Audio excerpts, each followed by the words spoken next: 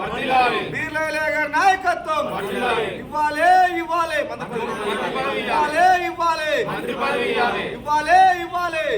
మంత్రి పదవి కావాలని కొంతమంది కాంగ్రెస్ పార్టీని వదిలిపెట్టిపోతే ఆయనే కష్టపడి నియోజకవర్గంలో కరోనా టైంలో కానివ్వండి ప్రాణానికి సైతం ఆయన ప్రాణాన్ని లెక్క చేయకుండా పేద ప్రజలకు నియోజకవర్గంలో కష్టాలు ఉంటే కరోనా టైంలో ఆయన ప్రతి పేద కుటుంబాన్ని ఆదుకున్న నాయకుడు బీర్లయ్య ఐలన్న గారు. అలాగే ఎవరు పెండ్లిలైనా చావైనా మంచైనా చెడైనా ఆయన తోచినంత సాయం చేసిండు నియోజకవర్గంలో. అంటే కాంగ్రెస్ పార్టీని కాపాడిండు నియోజకవర్గంలో. ఎవరు కూడా దరిదాపులో కూడా ఆలేరు నియోజకవర్గంలో కాంగ్రెస్ పార్టీని కాపాడుతానికి ఎవరు రాలేదు. సొంత డబ్బులు పెట్టి కాంగ్రెస్ పార్టీని కాపాడిండు, కాంగ్రెస్ కార్యకర్తలను కాపాడిండు. కాంగ్రెస్ 7 నియోజకవర్గంలో కాంగ్రెస్ పార్టీ జెండాను రెపరెపలాడిచ్చిండు.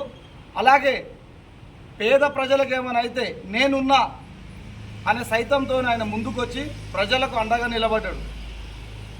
ఈరోజు 100 కోట్ల రూపాయలు ఏ విధంగా ఎన్నికేసుకోవాలనే రాజకీయ నాయకులు ఒక్కసారి కౌన్సిలర్లు వార్డు మెంబర్లు అయితే ఏ విధంగా దోసుక తినే ఉన్న రాజకీయ నాయకులు ఆయనే పేదల కోసం అనేక డబ్బులు ఖర్చు పెట్టి పేదలకు అనేక సాయం చేసిన నాయకుడు ఎవరు ఉన్నారంటే బీసీ బిడ్డ బీర్లయ్య గారు. అలాంటి నాయకునికి కాంగ్రెస్ పార్టీ తగిన గుర్తింపు పడకలు చేసేందుకు అవకాశం ఉంటుంది. ఇలాంటి బీసీ బిడ్డ ఎలాంటి హంగు ఆర్భాటం లేని నాయకుడు ఎవరు ఉన్నారంటే అది బీర్లయ్య గారు. అలాంటి వ్యక్తికి మంత్రి పదవి ఇస్తే ఇవన్నీ అందుకో ఖచ్చితంగా ఆలయ అభివృద్ధి జరుగుతుందని అనుకుంటా ఉన్నాం. ఖచ్చితంగా మంత్రి పదవి ఇవ్వాలని కూడా మేము అధిష్టాన వర్గాన్ని కోరుకుంటా ఉన్నాం. కాలంలో కూడా ఎటువంటి ప్రాణభయం లేకుండా మారుమూల కుగ్రామాలలో కూడా తిరిగి కూరగాయలు కానీ పండ్లు అనుకోండి బియ్యం కూడా పేద కుటుంబాలకు కూడా బియ్యం 50 కిలోల డబ్బుల రూపకంగా అనుకోండి, బియ్యం రూపకంగా అనుకోండి, ఏ రకంగానైనా ఎటువంటి అంగు ఆర్భాటం లేకుండా ధైర్యం చేయకుండా ప్రాణభయం లేకుండా ఇంటింటికి గడప గడపకు తిరుక్కుంటూ కూడా తన యొక్క సేవలు తన దగ్గర ఉన్న సొంత నిధులతోటి ఎటువంటి ఎవరికి చేయి జాపకుండా తన దగ్గర ఉన్న సొంత నిధులతోటి ప్రతి ఒక్క కుటుంబానికి సాయం చేసుకుంటూ వచ్చిండు.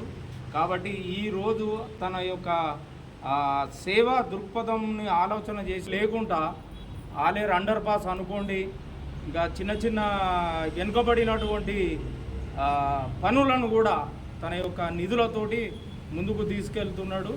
ఇటువంటి సేవా కార్యక్రమాలను మన గౌరవనీయులైనటువంటి ముఖ్యమంత్రి రేవంత్ రెడ్డి గారు గుర్తుంచుకొని తనకు ఖచ్చితంగా మంత్రి పదవి ఇవ్వాలని మేము కోరుకుంటున్నాము. దయచేసి ఈ యొక్క మనవిని పాలేరు నియోజకవర్గ ప్రజల మనవిని తను గుర్తుంచుకొని మంత్రి పదవి ఇవ్వాలనేది మా యొక్క కోరిక.